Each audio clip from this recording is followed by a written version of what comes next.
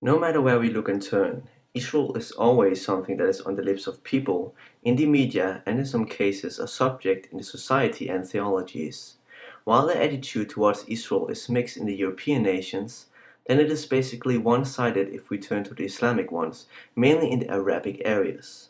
While it is no bigger rocket science for most people what kind of attitude and opinions the Arabic nations have against Israel, then it is a mind puzzle for most people, including top leading politicians, how this relationship can improve. Let's just get to the point. According to everything we hear and read, then the obstacle for peace and agreement is land. The Palestinians want a home. That is a noble wish and actually a very easy goal to obtain if basic humanistic values are taken seriously. I'll get back to that. I solemnly pledge to do my utmost to uphold the fair name of the Jews, because bigotry in any form is an affront to us all.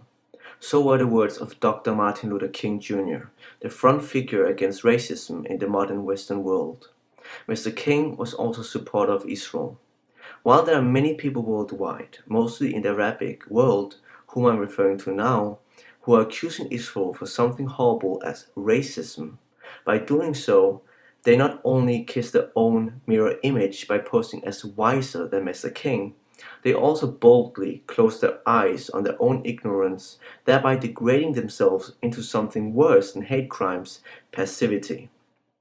And here I'm not talking about all the anti-Semitic hatreds, such as cartoons, movies claiming Jews drinking blood from Christian children, hate speeches in mosques, Nazi praise such as Hitler's book Mein Kampf.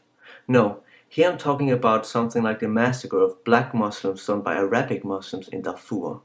Or what about the racistic and women-degrading system of Saudi Arabia? What about all the so-called disgusting honor killings? Where are the outcries? Where are the protests? Where are the burnings of Saudi Arabian flags? Apparently, the need to personal satisfaction are greater than personal sacrifice. Apparently, the need to blame Israel and Jews are greater than the passion for progress and solutions. Not a long time ago, we were faced by this double moral mentality due to the so-called Muhammad drawings.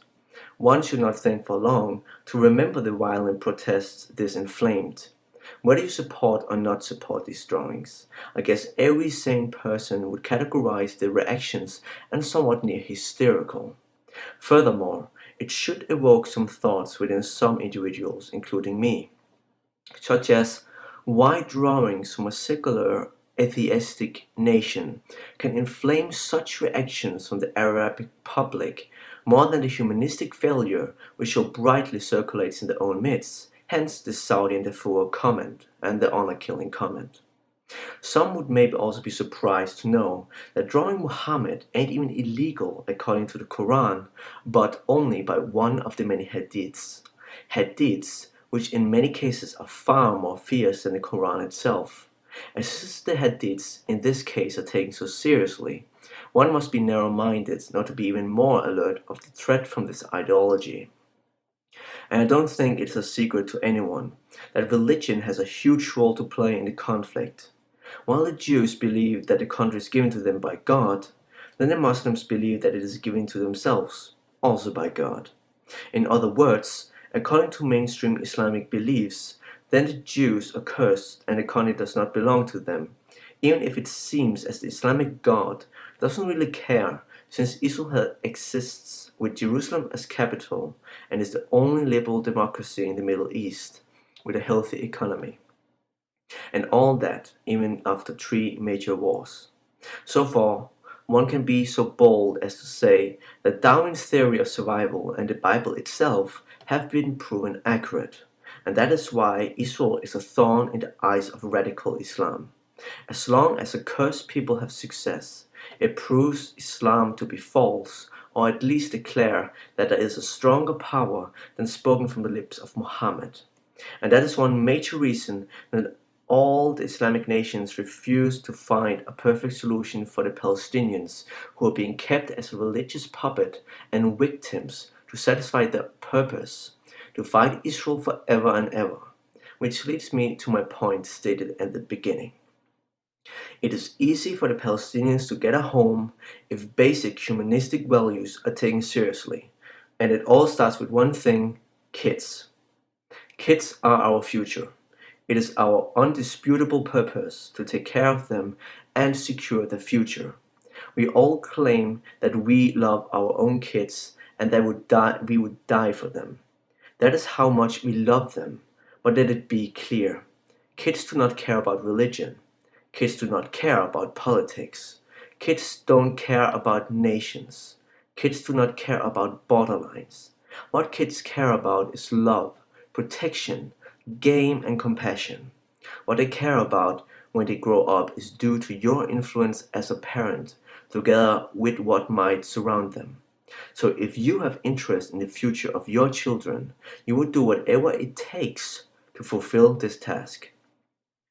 So if the Arabic nations have loved their Palestinian brothers as they claim to have, if they care for them more than they hate Israel, then the solution is simple: give them a piece of the huge landmass the Arabic nations contains of.